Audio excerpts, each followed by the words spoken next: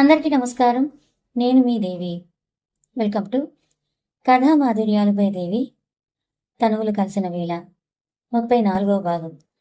రచయిత బుజ్జి గారు.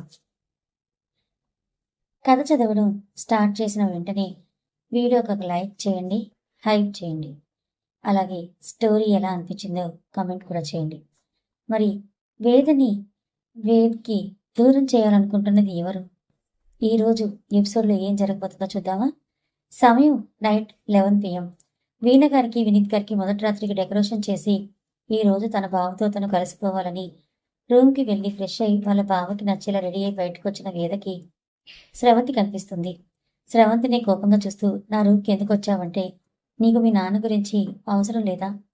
మీ అమ్మ ఇంకా పెళ్లి చేసుకుని మా అన్నయ్యని మర్చిపోయింది. వాడి రక్తం నీ ఒంట్లో ఉంది. వాడి కూతురు నువ్వు, నా మేనకోడలివి అని తన దగ్గరికి వస్తుంటే, నా దగ్గరికి రాకు. వాడు నాకు నాన్న కాదు. వాడి వల్ల నేను ఈ భూమి మీదకి వచ్చాను అంతే. వాడు మా అమ్మకు చేసిన అన్యాయానికి వాడిని నేనే చంపేదాన్ని, కానీ రానా అన్నయ్య వద్దన్నాడు కాబట్టి ఆగిపోయా అని కోపంగా నా రూమ్ నుంచి వెళ్ళిపోని అంటుంది. ఎక్కడికి పోయిందని తన దగ్గర ఉన్న మత్తు మందు వేసిన క్లాత్ని తన మూత దగ్గర పెట్టి తనని గట్టిగా పట్టుకునేసరికి తాను స్పృహ కోల్పోతుంది. ఒకరికి కాల్ చేస్తుంది. మీరు రండి, వచ్చి తీసుకెళ్ళండి, డోర్స్ ఓపెన్ చేస్తా అని అంటే ఓకే అని అంటాడు అతను. అసలు ఏం జరుగుతుంది? అతను ఎవరు అసలు? ఇకపోతే స్వీటీ, వేదాంత్ మాయలో స్వీటీ ఎప్పుడూ పడిపోయింది. వాడు ప్రతి క్షణం స్వీటీని వాడి మాయలో పడేస్తూ తనని తన మైకం నుంచి బయటికి రానివ్వడం లేదు.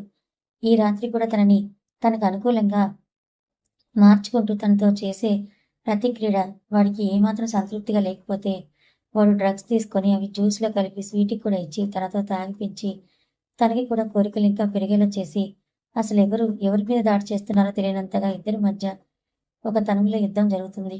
వేదాంత్ స్వీటీ ఇద్దరు కామ పిశాచిల్లా మారి ఇద్దరు ఒకరిపై ఒకరు దాడి చేసుకుంటూ ఆ రాత్రి మొత్తం కొత్త లోకంలో విహరించారు. స్వీటీకి వేదాంత్ గురించి తెలిసిన రోజు తను ఎంత నరకంగా ఫీల్ అవుతుందో. రానా, వల్లి, విందా, రంజిత్ సింహ హోంలో ఉన్నారు.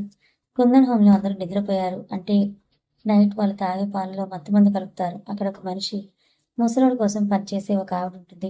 ఆవిడ కూడా ఇష్టంగా వాళ్ళకి ఇది చేయడం లేదు. తన కాలేజ్కి వెళ్ళే కూతురు వీళ్ళు కిడ్నాప్ చేసి ఈరోజు మార్నింగ్ నుంచి జరుగుతున్న మొత్తం తన ఫోన్లో చూస్తూ ఇప్పుడు వాళ్ళు చేయాలనుకున్నది చేస్తారు. సమయం 10 గంటలు. అందరికీ అనుగారే పాలు ఇస్తారు. ఆ పాలు వేద్ కూడా తాగుతాడు. సో వేద్ కూడా నిద్రపోతాడు. వినీత్ గారు, వీణ గారు 9కి లోపలికి వెళ్ళడం వల్ల వాళ్ళు బయటికి రారులే, ఇంకా ఇంట్లో ఉన్న వాళ్ళని ఎలా అయినా నిద్రపోయేలా చేస్తే వేదాన్ని ఈజీగా తనతో పాటు తీసుకుని వెళ్ళిపోవచ్చని అతని ప్లాన్. అనంత్ మొత్తం క్లియర్ చేసి వేదం తీసుకురావాలని లోపలికి వెళ్ళాలనే టైంకి బుల్లెట్ మీద రాకెట్ వేగంతో కుందన్ ఇంటి ముందు ఒక 6 అడుగుల అందగాడు బ్లాక్ గ్యాసెస్తో ఇంకా పోలీస్ యూనిఫామ్తో చిన్న మీసం కట్టుతూ ఉండి వాళ్ళ ఇంటి ముందు బుల్లెట్ ఆపి చుట్టూ చెక్ చేస్తుంటాడు. తనే కాదు, తనతో ఒక పెద్ద టీం కూడా వస్తుంది. పాపం అనంత్ దూరం నుంచి చూస్తూ అసలు వీళ్ళందరూ ఎవరు అని అన్నగాడు ఏం ప్లాన్స్ వేస్తాడో తెలియదు. అసలు వాళ్ళ ఆలోచనలు ఎలా ఉంటాయో వాడు మంచిగా పెళ్ళంతో ఎంజాయ్ చేస్తూ ఉంటాడు. ఇక నాకు అడ్డు ఎవరు అనుకున్న బయట ఉన్న 10 మందిని చంపినా 20 నిమిషాల్లో వీళ్ళు ఎలా వచ్చారంటే చుట్టూ మొత్తం వాడి హ్యాండ్ ఓవర్లో ఉందన్నమాట. రానా, నువ్వు మామూలుడి కాదురా అని అనుకుని తాను సైలెంట్గా వెనకకి వెళ్ళిపోతాడు. ఆ వచ్చిన అతను డైరెక్ట్గా లోపలికి వస్తాడు. అనంత్ వచ్చాడేమో అని డోర్ వైపు చూస్తున్న స్రవంతికి నిప్పులు కమ్మి కళ్ళతో తననే చూస్తున్న శక్తి కనిపిస్తాడు. శక్తిని చూసి నువ్వేంటి ఇక్కడ అని అడుగుతున్న తన వైపే కోపంగా చూసి సోఫాలో పడి ఉన్న వేదపై నీళ్లు చల్లి తాను లేపుతాడు. వేద కళ్ళు తెరవడంతో వేద, ఆర్ యు ఓకేనా అని అంటాడు. అన్నయ్య అని చుట్టూ చూస్తూ ఏమైంది అని అడుగుతుంది. అసలు ఎవరి శక్తి? ఎన్కౌంటర్ స్పెషలిస్ట్ శక్తి. అసలు ఎవరితనంటే రానాకి, వేద్కి ఫ్రెండ్, ఇంకా స్వీటీ కూడా. ఇంకో విషయం చెప్పాలా మీకు, స్వీటీని ప్రాణంలో ప్రేమిస్తున్న మూగ ప్రేమికుడు శక్తి. అందుకే స్రవంతిని అలా చూశాడు, తన చూపులకే భస్మం అయ్యేలా. వేద భయంగా ఏం జరిగింది అన్నయ్య అని అడుగుతుంది. అక్కడే పక్కకి ఇంత గుడ్లేసుకుని చూస్తున్న స్రవంతిని చూపించి నిన్ను ఇంటి నుంచి దూరం చేయాలని పాపం చాలా ప్లాన్లు వేసిందని అంటాడు. పాపం తనకు తెలియదు కదా అసలు వాళ్ళ ప్లాన్ సక్సెస్ అవ్వలేదని అంటూ బయట కింద పడి ఉన్న వాళ్ళకి వినపడేలా ఒక విజిల్ వేస్తాడు. అందరూ లోపలికి వచ్చి సెల్యూట్ చేస్తారు శక్తికి. స్రవంతి వైపు చూసి, ఏంటి వాళ్ళు మీ వాళ్ళని చంపితే చచ్చే రకాలు అనుకున్నావా? వాళ్ళు ఎవరనుకుంటున్నావు? మా ఫ్రెండ్స్, ఇంకా సోల్జర్స్ కూడా. మా కోసం ఈ 10 రోజులు ఇక్కడ ఇలా అందరికీ కాపలా కాస్తున్నావు అంతే. వాళ్ళని చూసి ఏదో మామూలు వాళ్ళు అనుకున్నారా? మీ దగ్గర తిండి, మందు, డబ్బులు ఇస్తే పనిచేసే రకం కాదు వీళ్ళని కోపంగా చెంపకేసి కొడతాడు. స్రవంతి నన్నే కొడతామని కోపంగా తన మీదకి వస్తుంటే జేబులో ఉన్న గన్ తీసి నుదుటన పెట్టి ఇప్పుడు మాట్లాడని అంటాడు. స్రవంతి భయంగా ప్లీజ్ శక్తి గంతి అని అంటుంది. నేను ఇప్పుడే షూట్ చేయాలని ఉంది. కానీ రానా వద్దన్నాడని నేను చంపకుండా ఉంటున్నా అని నా స్వీటీని ఎలా తయారు చేశావే నువ్వు? తన మైండ్ మొత్తం పొల్యూట్ చేసి తన కుటుంబం మీదకి తననే ఉసుగొలుపుతావా రాక్షసి? నీలాంటి ఆడదాన్ని నేనిప్పటి వరకు చూడలేదు. ఛీ! నిన్ను నీ వెనుక ఉన్న ఏ ఒక్కరిని మేము వదలం అని కోపంగా గంతీసి వేద పక్కన కూర్చొని నిద్రొస్తే పడుకో బంగారం అని అంటాడు. వద్దులే అన్నయ్య భలే కొట్టావు అని శ్రవంతిని చూసినవి ఇంకో 2 వేయాల్సింది. మా అత్త మామకి మధ్యలో వస్తుందా ఇది?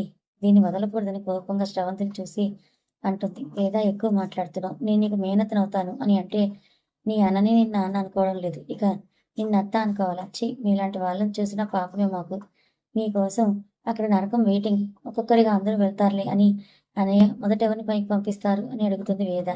వేద వైపు చూసి శక్తి అది రానా చెప్పాలని అంటాడు. వేద మాటలకి కోపం వస్తున్న లోపల ఇప్పుడు మిస్ అయ్యావు కానీ అనంతగాడి చేతిలో నీ జీవితం నాశనం కావడం ఖాయం. నువ్వు మీ అమ్మ ఎలా ఆనందంగా ఉంటారో నేను చూస్తా అని శక్తి వైపు చూసి ఒక కూరపు నవ్వు నవ్వి పాపం నువ్వు ప్రాణంలా ప్రేమిస్తున్న నీ ప్రియురాలు నా మేనల్లుడు చేతిలో నలిగిపోయిందిరా. అది నలిగిపోయిన పువ్వు. దానికి నిజం తెలిసిన రోజు అది ప్రాణాలతో ఉండదు. అది లేకపోతే నువ్వు పిచ్చోడు అవుతావు. స్వీటీ మీద నీ ప్రేమ నీకు బలహీనంగా మార్చకపోతే చూడు నీ కోపంగా రూమ్కి వెళ్ళిపోతుంది. టైం అప్పుడు మిడ్-నైట్ 12 వస్తుంది. వేద నువ్వు వెళ్ళి పడుకోరని అంటే ఏంటన్నయ్య నీ సడన్ సర్ప్రైజ్ అంటే ఈ రోజు వీళ్ళు వాళ్ళకి ఉన్న హద్దులు మొత్తం దాటేశారు వేద. నేను కిడ్నాప్ చేయాలని వాళ్ళ ప్లాన్. అసలు వాడెవడో తెలుసుకోలేకపోయాం కానీ ఎక్కడికి పోతాడు దొరుకుతాడులే.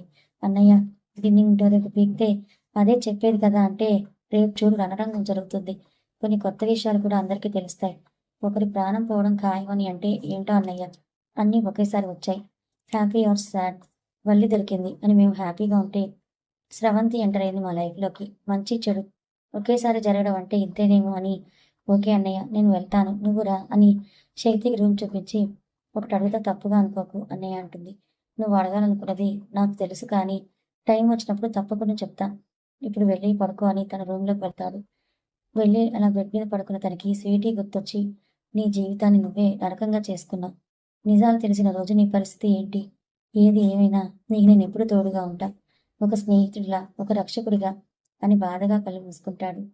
రాత్రి కరిగిపోయి సూర్య వచ్చేస్తాడు. అందరూ రాత్రిని వాళ్ళ జీవితంలో మరుపురాని రాత్రిగా మార్చుకొని 8 గంటలకు అందరూ ఫ్రెష్ అయ్యి కుందన్ హోమ్కి వస్తారు. రానా రంజిత్కి కాల్ చేస్తాడు. 7కి కుందన్ హోమ్కి వెళ్ళాలి. 8 లోపు కిందకు రండని. ఓకే అని కాల్ కట్ చేసి రంజిత్ని పట్టుకుని పడుకున్న విద్యాన్ని చూస్తూ తన జుట్టు సవరించి ముద్దు పెట్టుకుంటాడు నుదుటి మీద. ఆ స్పర్శ కళ్ళు తెరిచి తన పెదవులపై ఒక ముద్దు పెట్టి ఐ లవ్ యూ అని గుడ్ మార్నింగ్ కన్నా అని తనని ఇంకా గట్టిగా పట్టుకుని పడుకుంటుంది. బేబీ డాల్ నువ్వు ఇలా మార్నింగ్ మార్నింగ్ ఇంత క్యూట్గా నన్ను విష్ చేస్తే నేను మళ్ళీ నిన్ను వదలలేను అంటే కన్నా చాలు ఇంకా. ఓకే ఫ్రెష్ అవుదాం రా. రానా కాల్ చేశాడు. కుందన్ హోమ్కి వెళ్ళాలంట 1 అవర్లోనే అంటే అవునా అని లేచి ఇద్దరు వాళ్ళ స్వీట్ మార్నింగ్ని రొమాన్స్ మార్నింగ్ మార్చుకొని ఇద్దరు కలిసి ఫ్రెష్ అయ్యేట్లోపు కుందన్ హోమ్కి వస్తారు. ఇక రానా రంజిత్కి కాల్ చేసి కట్ అయిన మొబైల్ పక్కకు పెట్టి చిన్నపిల్లలా ముడుచుకొని పడుకున్న వల్లిని చూసి తనకి దగ్గరగా జరుపుకొని బంగారం అని తన మీసంతో తన బుగ్గలపై రాస్తుంటాడు. బుగ్గ మీద రఫ్గా తగులుతున్న రానా గడ్డం కళ్ళు తెరిచి చూస్తుంది. తన ఫేస్కి దగ్గరగా ఉన్న రానా ఫేస్ వైపు చూసి నవ్వి గుడ్ మార్నింగ్ రానా గారు. మార్నింగ్ని ఏంటి మీరు చేసే పని? మీ అందమైన గడ్డం నాకు గిలిగింతలు మాత్రమే కాదు గుచ్చుకుంటోంది కూడా అని అంటుంది. మరి క్లీన్ చేసుకోనా అంటాడు రానా. వద్దు వద్దు మీకు ఇలానే బాగుంది. చాలా హ్యాండ్సమ్గా ఉంటారని ఇలా అని తన మీసం చివర ముద్దు పెట్టి ఐ లవ్ యూ అని అంటుంది.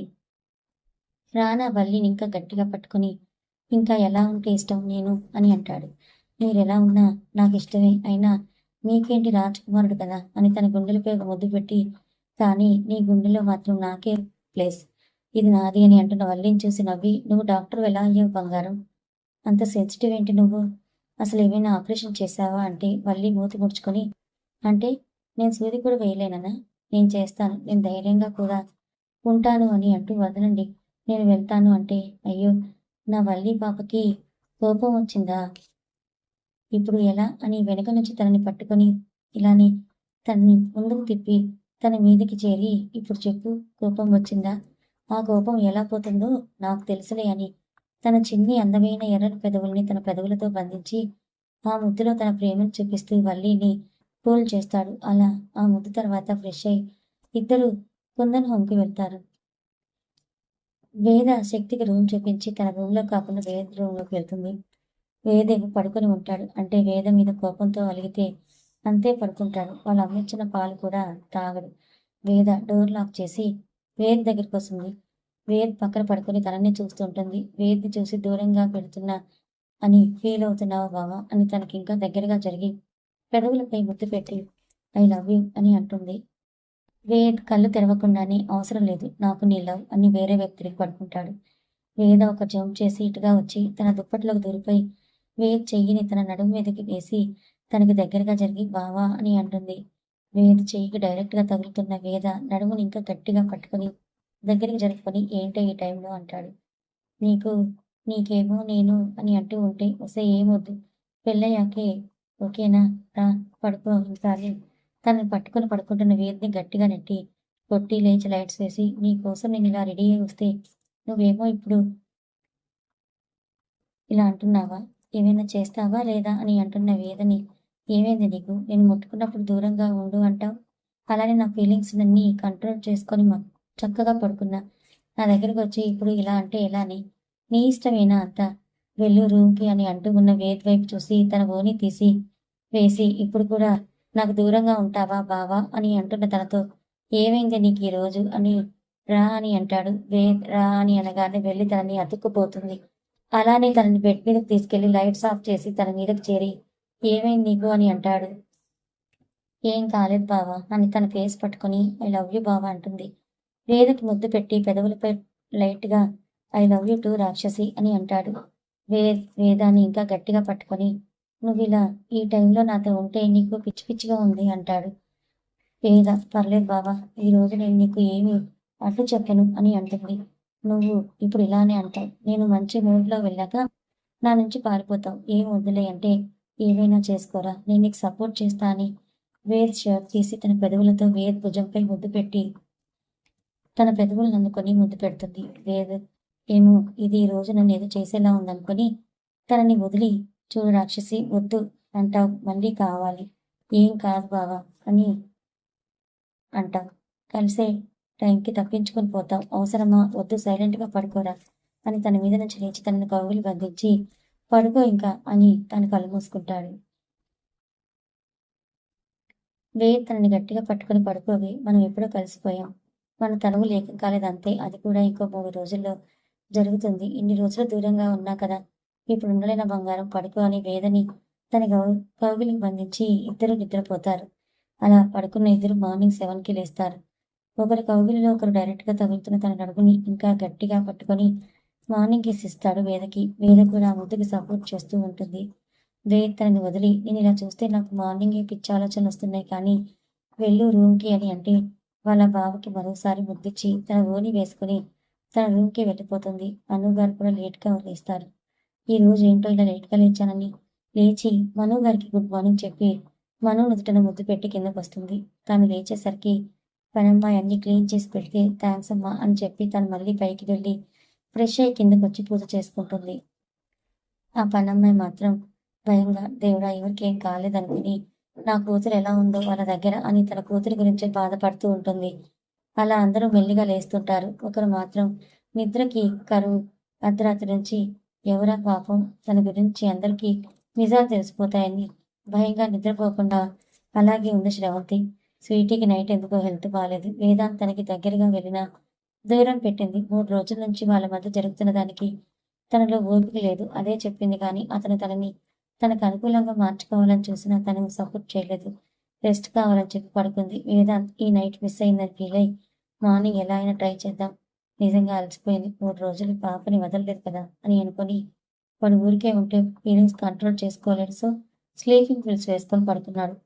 మార్నింగ్ వాడికంటే స్వీటీనే ముందు లేస్తుంది. లేచి తన రూమ్ బాల్కనీలోకి వచ్చి సైడ్కి చూడగానే అక్కడ ఉన్న మనిషిని చూసి షాక్ అవుతుంది. అతను తన డైలీ వర్కౌట్స్ చేసుకుంటూ బనియన్తో బాల్కనీలో వర్కౌట్ చేస్తుంటాడు. ఎవరో తనని చూస్తున్నారనిపించి పక్కకు చూస్తాడు. తన్నే చూస్తున్న స్వీటీని చూసి ఒక నిమిషం ప్రేమగా చూసిన తాను మరో నిమిషంలో కోపంగా మారి ఫేస్ తిప్పుకొని తన పని అతను చేసుకుంటూ ఉంటాడు. స్వీటీకి బాధగా అనిపించిన అయినా వీడితో నాకేంటి, ఎందుకు వచ్చాడు, వాళ్ళ ఫ్రెండ్ కోసం వచ్చుంటాడని తన వైపు చూసి లోపలికి వెళ్ళిపోతుంది. స్వీటీ వెళ్ళాక అటువైపు చూసి నీ జీవితాన్ని నువ్వే నాశనం చేసుకుంటున్నావు సంజన. ఆ రోజు నా ప్రేమ నీకు జోక్గా అనిపించింది. నీకున్న పొగరుతో నా ప్రేమను అవమానించావు. ఈ రోజు నీ పొగరుతో అందరి ముందు ఒక ఫూల్గా మిగిలిపోతున్నావు. నీకు నిజం తెలిసిన రోజు ఆ పొగరు బలుపు నీకు ఉండవు. వాటిని నువ్వు ఎలా ఫేస్ చేస్తావు? ఏది ఏమైనా నేను ఇప్పటికీ ప్రేమిస్తూనే ఉంటా. ఎందుకంటే నీ ప్లేస్లో నేను ఎవరిని నా పక్కన ఊహించుకోలేనని బాధగా లోపలికి వెళ్ళి షవర్ కింద నిలబడి ఎవరికి కనిపించని తన కన్నీళ్ళని ఆ నీళ్లతో పాటుగా వదిలేస్తాడు. స్వీటీ లోపలికి వెళ్ళి ఫ్రెష్ అయ్యి డ్రెస్ వేసుకొని కిందకు వస్తుంది. అసలు రాదు రోజు, కానీ ఈ రోజు ఎందుకో కిందకు వస్తుంది. వాళ్ళ నానమ్మ, తాతయ్య, వాళ్ళ డాడీ అందరూ అక్కడే ఉంటారు. వాళ్ళ నానమ్మ స్వీటీని చూసి ఇలా రా తల్లి అని అంటే తన పక్కనొచ్చి కూర్చుంటుంది. అప్పుడే అందరికి కాఫీ తీసుకొచ్చిస్తుంది అను గారు. స్వీటీని చూడాలని ఉన్నా కానీ చూడకుండా వెళ్ళిపోతుంది. వాళ్ళ అత్తగారు అను అని పిలుస్తారు. ఏంటత్తమ్మ అని అంటే స్వీటీ కూడా ఉంది, తనకు కూడా ఏమైనా ఇవ్వంటే సరే అత్తమ్మ తనకి పాలు పంపిస్తాను రంగితో అని స్వీటీ వైపు చూడను కూడా చూడకుండా కిచెన్లోకి వెళ్ళిపోతుంది. వాళ్ళ నాన్నమ్మ స్వీటీ చేయి పట్టుకొని చూడు తల్లి, ఒక్కోసారి మనం చూసేవి వినేవి ఏవి నిజం కాకపోవచ్చు. ఒక్కోసారి మనం కొందరిని గుడ్డిగా నమ్మి మంచి వాళ్ళ మీద పగ ద్వేషం పెంచుకుంటాం. అలా వాళ్ళ మీద ద్వేషం పెంచుకుంటే ఏదో రోజు వాళ్ళ గురించి నిజం తెలిసినప్పుడు వాళ్ళని అన్న ప్రతి మాట నీకు అది సూదితో నిన్ను గుచ్చినట్టుగా ఉంటుంది. అందుకే తల్లి, నువ్వెవరిని ఏమీ అనకు, నీ నోరుని అదుపులో పెట్టుకో. పెద్దదానిగా ఎందుకు చెప్తున్నానో అర్థం చేసుకో అని చీర కట్టుకోలేకపోయావా తల్లి, ఎంత చక్కగా ఉంటావు అని అంటే నాకు చీర కట్టుకోవడం రాదు నానమ్మ అని ఇంగ్లీష్లో గ్రానీ అనుకుంటా నానమ్మ అని అన్న తన మనవరాలను చూసి ఎవరు పెంచినా నిన్ను నీ రక్తంలో ఉన్న కొన్ని గుణాలను ఎవరూ కూడా తీయలేరని నీకు అను అమ్మ కడుతుందిలే అంటే వద్దు నానమ్మ ఇప్పుడు అని అంటుంది. ఆ మాట వాళ్ళ దగ్గరికి వస్తున్న అను గారు వింటారు. నాతో చీర కట్టించుకోవడం కూడా ఇష్టం లేదు తనకి, కానీ ఆ అమ్మాయి మీద నాకెందుకింత ప్రేమ అనుకొని బాధగా వెనుకకి వెళ్ళిపోతుంది అనుగారు.